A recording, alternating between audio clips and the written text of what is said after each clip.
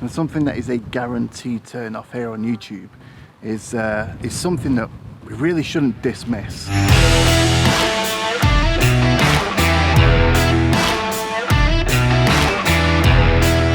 Hello there, I'm Dave, this is Let's Click Photography, and we're out doing some landscape photography.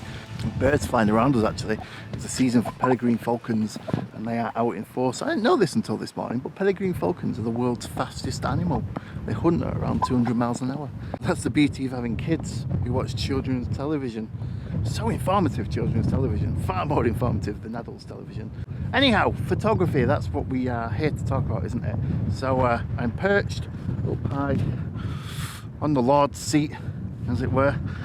I'm waiting for a little bit of sunlight to come out. Just in and around there where it's really bright. Little patches of cloud.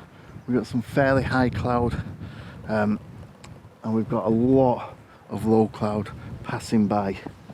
The reason why I'm shooting up so high is because I came up this morning a completely different way than I normally would. If you can see down, where am I? There, if you can see there, you should be able to, there is a staircase that comes up made out of the rock, and I don't think I've ever come up that way before, and as I was popping up, as I was coming up that way, it's kind of given me a different perspective on this view that I've seen a lot. I thought it might be good to put those steps into the shot and take a shot kind of facing that way as opposed to over there, which is how I would normally frame it, but I thought I'd try it a little bit different. Shoot with the steps. We are fairly high up. Actually, the way I found this composition was by getting up on here, but it's really windy and didn't feel overly safe. Not once I put that camera up to my eye, I couldn't see the world around me, so I decided it was better on the tripod.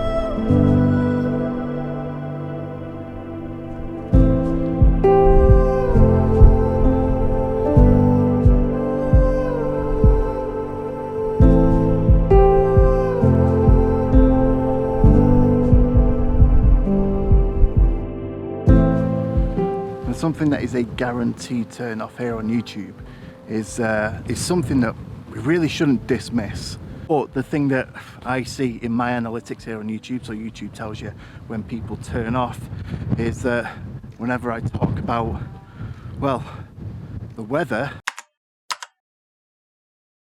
people turn off. But the weather's so important now. I've shot here an awful lot. I've never been here for sunrise. I've always considered this more of a sunset location because, well, the sunrise is over there here in the morning and sets over there, and for the main subject matter here, that means the light coming from that direction in the afternoon and in the evening hits the front of hang cloud and this wall that's behind me just over here as well, gets lit beautifully. So coming here for the first time in this end of the Roaches to do a sunrise changes everything. The compositions are different, the way when you get the shot is different. It's not just the sun's location, but things like the wind, the rain, the clouds, the movement of the clouds, the effect all of those conditions have on what's happening in the grasses in the foreground, what's happening in the background. Everything changes because of the weather. If you don't consider the weather for landscape photography, you're not going to get a good shot. It is as simple as that. And so whilst it is easy to dismiss and to think it is more about what's happening going on in here, it's what's going on out there that matters more. And actually what you do, the technicals that you program into this black box are actually a reaction to the primary focus, which is what's going on in front of you.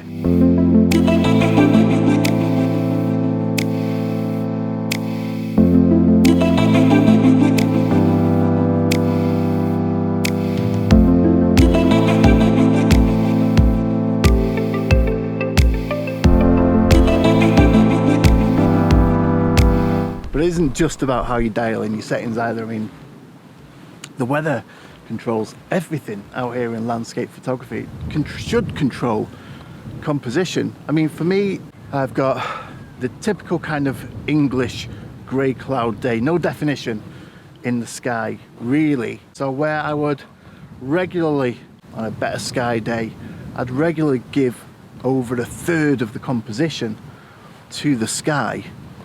And it's like this, when it's grey, dull, nothing going on, it's just wasted space. So I'm going to half that space. So as you can see here, I'm up on the center column because I need to be a bit higher.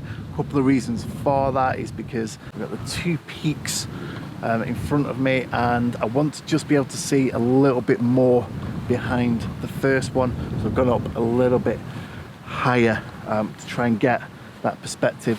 I'm also angling down quite heavily, and so I'm not giving a full third to the sky, more like a sixth, maybe even an eighth, a sliver of sky. I'm allowing more of the composition to be devoted to what's going on here on the ground in front of me, and to this wall that I've got on the left of the shot leading in here as well. And because of the light, you've got to kind of look for luminosity in the scene as well. And all of this was dictated by what the weather's doing.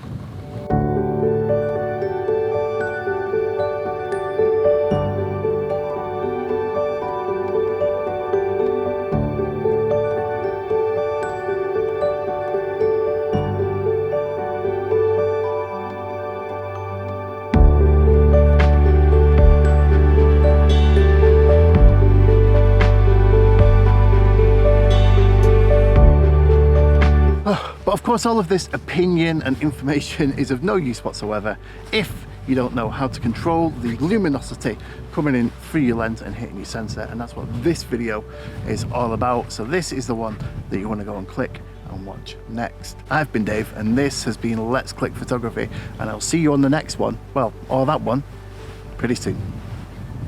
Bye.